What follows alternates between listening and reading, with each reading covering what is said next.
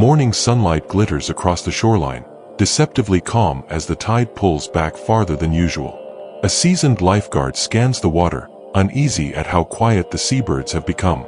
Silence presses heavier than any alarm he has ever heard. Far offshore, something massive shifts beneath the surface, unseen yet unmistakably present. The lifeguard radios in a warning, but static answers back, cutting his voice short. Instinct screams danger while routine demands calm. A buoy jerks violently, vanishing for a split second before snapping back into view. A swimmer nearby is yanked under without a scream, leaving only ripples and red-tinted foam. The truth surfaces too late to stop what follows. Sirens erupt, but chaos has already claimed its toll beneath the waves. The lifeguard watches helplessly as the sea settles again, swallowing evidence and lives alike. Guilt anchors itself deep inside his chest. Hours later, he drives inland, replaying the moment he hesitated, the moment that cost someone everything. The sky darkens unnaturally fast, clouds folding over each other like bruises. The world feels misaligned, off balance. Inside the grocery store, fluorescent lights hum as if nothing is wrong. Shoppers argue over prices, carts squeal, and normal life clings desperately to routine. He steps inside, unaware this building will soon become a cage. Across the store, a familiar woman freezes when she sees him. Unspoken history passes between them, heavy with regret and unfinished grief. Neither dares speak as the air vibrates faintly beneath their feet. The vibration grows stronger, rattling shelves and shattering small items onto the floor. Customers laugh nervously, mistaking dread for coincidence. Deep underground, pressure builds toward release. The vibration grows stronger, rattling shelves and shattering small items onto the floor. Customers laugh nervously, mistaking dread for coincidence. Deep underground, pressure builds toward release. The front windows implode as a wall of water surges inside, carrying debris, cars, and screams. Shelves rip loose, bodies tumble, and the store becomes an underwater ruin in seconds. Survival becomes reflex alone. When the surge finally slows, the building is half submerged and eerily quiet. Floating debris bumps softly against freezers and shelves like slow heartbeats. Those still alive cling to anything above the waterline. A wounded security officer struggles nearby, blood clouding the water around his leg. His breathing is shallow, panic barely contained. Help feels both necessary and impossibly dangerous. The lifeguard forces himself into the water to reach them, every muscle screaming against instinct. Something brushes his calf, gone as quickly as it appears. The water hides more than debris. A distant thump echoes from the far end of the store, followed by ripples spreading unnaturally fast. Everyone freezes, listening. Fear sharpens into certainty. Something else survived the flood. A dark shape glides beneath the surface, massive and deliberate. It circles once, testing the space like a predator learning a new enclosure. Breath catches in every chest at once. Someone slips, fingers scraping uselessly against wet metal. The water erupts as the shape strikes, violent and fast. The scream ends almost immediately, swallowed by splashing and red churn. Silence returns, thicker than before. Survivors cling tighter, understanding now what hunts them. The building is no longer shelter, it is a feeding ground. The lifeguard locks eyes with the woman across the aisle, both realizing escape won't come from outside. Choices must be made inside this drowning maze. Every move will attract attention. Another tremor shakes the ceiling, dislodging lights that crash into the water with a hiss. Sparks die instantly, plunging sections of the store into shadow. Darkness gives the hunter advantage. As the water slowly rises, the lifeguard realizes the flood is not receding. Time is now an enemy, just like the creature below. The only way out may be through the store itself. The lifeguard studies the layout, noticing higher shelves leading toward the rear loading area. Water laps closer to their knees, carrying floating debris that bumps like slow drums. Every sound feels amplified, advertising their presence to the unseen hunter. The woman across from him nods reluctantly, understanding his gesture to move. One by one, Survivors crawl across shelves, metal creaking under shifting weight. Below them, the water remains disturbingly still. A sudden splash breaks the silence as debris collapses behind them. A fin slices briefly through the water, smooth and controlled.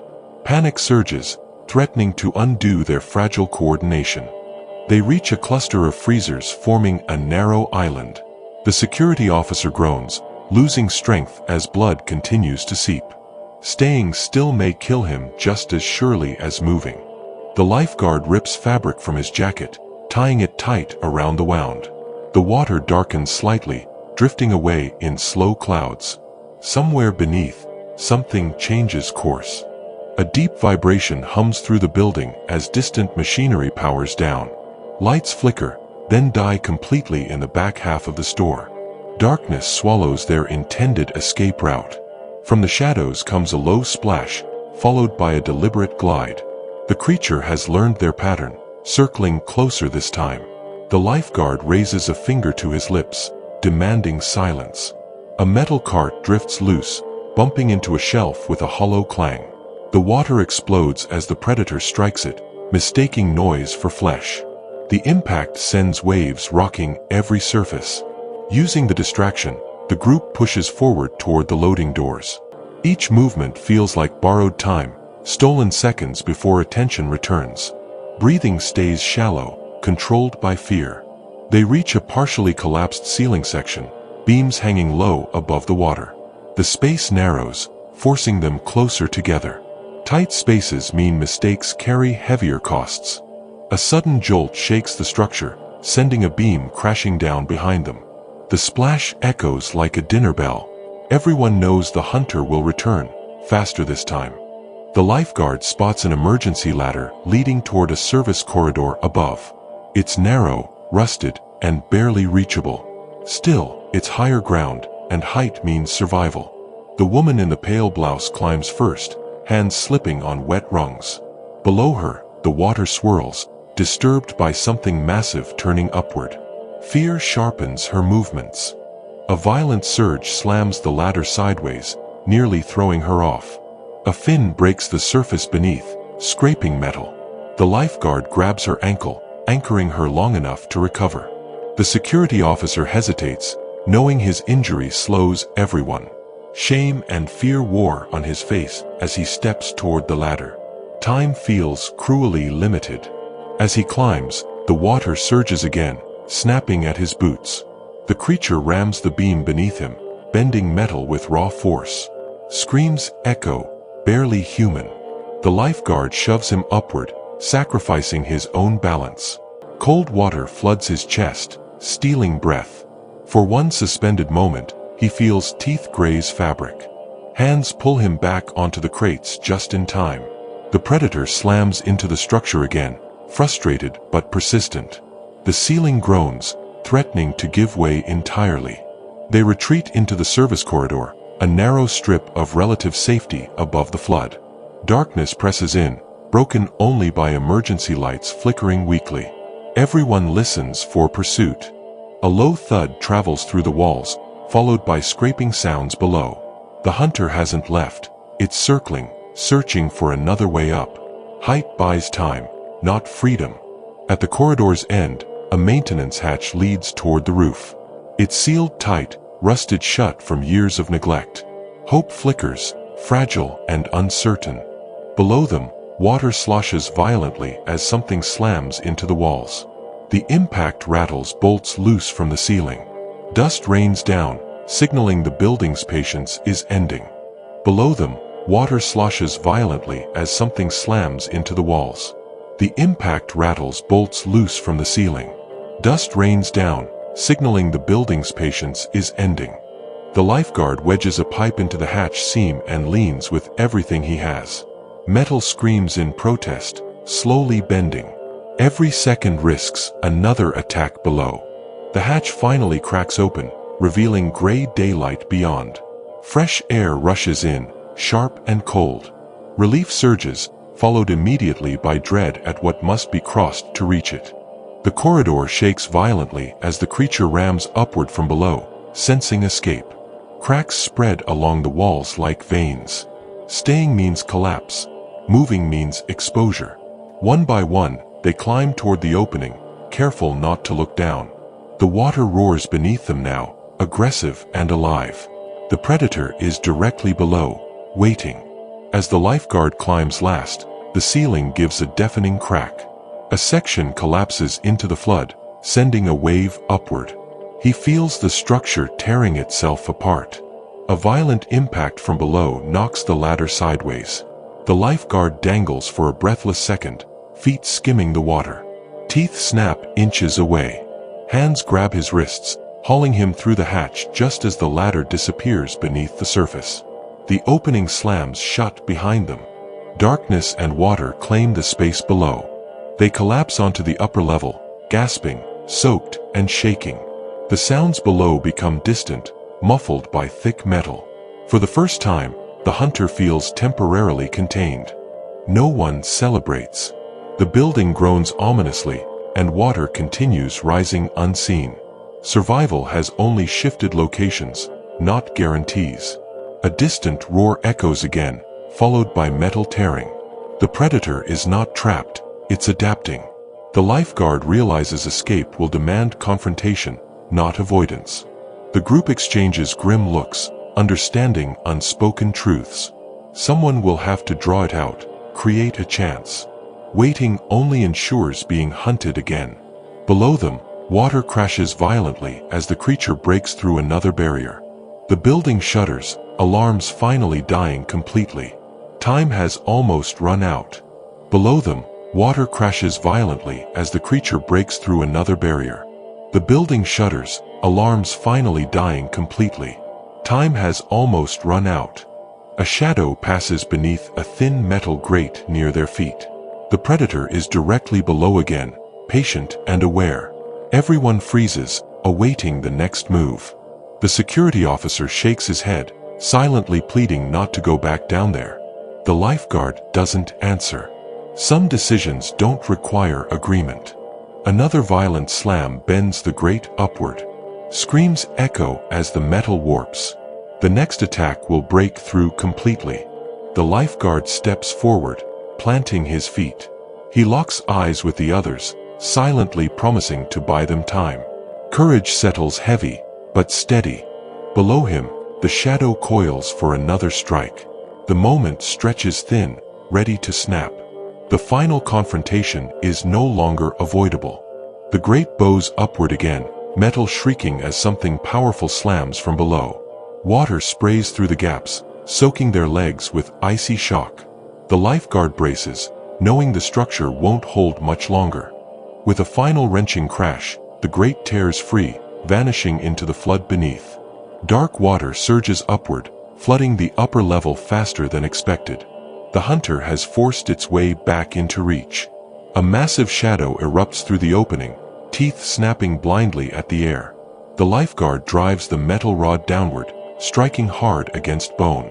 The impact sends vibrations up his arms, barely slowing the creature. The creature recoils, thrashing violently, smashing shelves and beams apart. Water surges in chaotic waves, knocking everyone off balance. The building protests with deep, structural groans. The lifeguard is thrown backward, slamming into a railing. Pain flashes white, but he forces himself upright as the shadow circles again. This isn't an attack meant to kill, it's a test. The woman in the pale blouse spots a dangling electrical conduit, sparking intermittently above the flood. An idea flashes across her face, dangerous but decisive. She shouts, pointing frantically. The lifeguard understands instantly. Electricity and water are a deadly combination for everyone. But desperation sharpens judgment when options vanish. The security officer drags himself toward a control box mounted on the wall, hands shaking with blood loss. If power still flows, it could end this quickly, or end them all. Below, the creature surges forward again, smashing its weight against the platform. Water explodes upward, soaking exposed wires. Sparks dance wildly, inches from ignition. The lifeguard grabs a hanging cable with a cloth-wrapped hand, teeth clenched against the shock. Pain lances through him, but he holds firm. One chance, no margin for error. The security officer slams the switch. Power surges through the line, flooding the water with violent light. The creature convulses as electricity courses through its body. The water boils with motion, thrashing waves slamming into every surface. The smell of ozone fills the air as the predator's movements slow, then falter. The building trembles under the strain. The lifeguard releases the cable, collapsing to one knee as the light fades. Below, the shadow sinks, motionless for the first time since the flood. Silence crashes down harder than any wave. No one moves, waiting for proof it's over. Water laps gently against ruined shelves, deceptively calm. Finally, the shadow drifts away, lifeless. Relief is brief as the building groans again, louder this time. Structural failure spreads rapidly, cracks racing across the ceiling. Staying any longer guarantees burial. The lifeguard forces himself upright, pointing toward the roof hatch. Escape is urgent now, not strategic. The flood has weakened everything. They scramble upward as the floor tilts beneath them.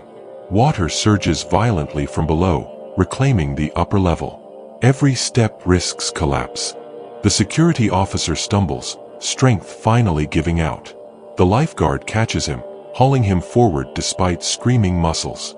Leaving anyone behind is no longer an option. Behind them, the ceiling collapses fully, sending a wall of water surging through the corridor. Debris crashes like artillery, erasing the path they used moments ago. They burst through the hatch onto the roof as the building caves inward below. Cold air hits like a slap, but it's freedom. The store disappears beneath churning floodwater. From above, they watch the water settle around the ruined structure. The nightmare is contained, buried with concrete and steel. The threat will not rise again. Emergency sirens echo faintly in the distance at last. Help is coming, late but real. Exhaustion crashes over them in heavy waves. The lifeguard stares at the flooded remains, haunted by the ocean following him inland. Survival doesn't erase loss, it only demands carrying it forward. The woman in the pale blouse steps beside him, sharing the silence. Words feel unnecessary after what they endured. The world feels fragile now. Rescue lights finally paint the scene red and white, reflecting off standing water. The nightmare recedes into memory, sharp and permanent. They are alive, changed, but alive. Paramedics take over, voices calm and practiced. The security officer is carried away on a stretcher, still breathing, still fighting. Survival counts in small victories now. The lifeguard's hands shake as adrenaline finally fades. He flexes his fingers, feeling pain bloom everywhere at once. He earned every breath. As dawn breaks through clouds, the floodwater begins to recede. What remains is wreckage and silence. The ocean has retreated, but its warning lingers. The lifeguard turns away from the ruins, refusing to look back again. Some battles end best when left behind. Survival demands forward motion.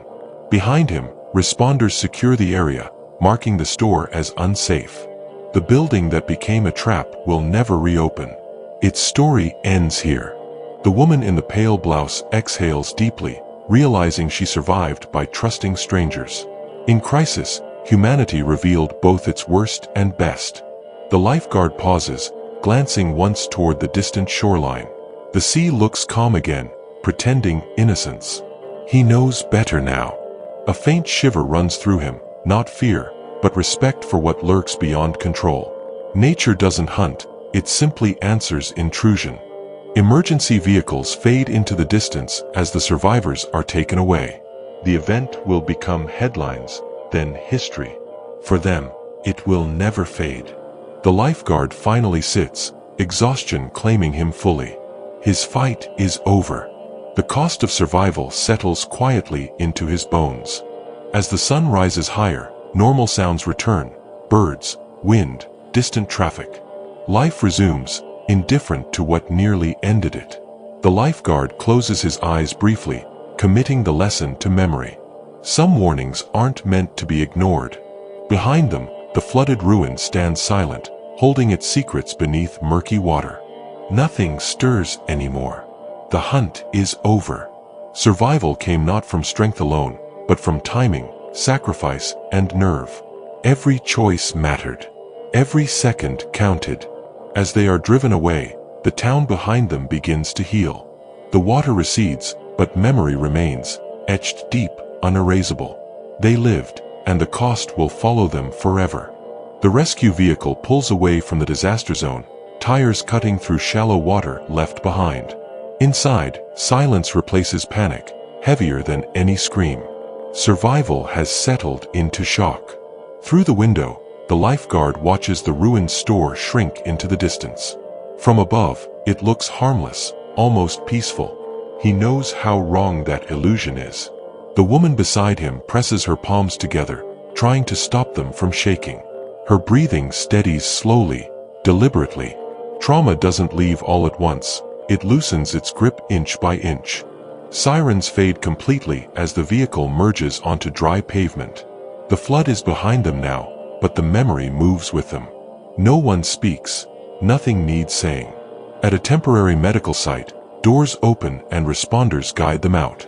Bright lights feel invasive after so much darkness. Reality returns too fast. The lifeguard stands unsteadily, refusing a stretcher despite protests. He needs to remain upright, to prove to himself he's still in control. His body disagrees. Medics clean his hands, washing away dried blood that isn't all his own. Each streak disappearing feels like erasing proof, but the memory stays sharp.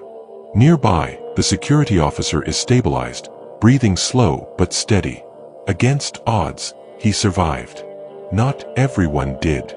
The woman in the pale blouse watches the horizon, eyes distant. She will replay the sound of water slamming metal for years. Some echoes never fade.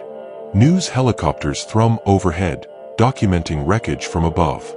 The story will be told, simplified, consumed. The truth was messier, wetter, louder. Later, the lifeguard sits alone on the back step of an ambulance.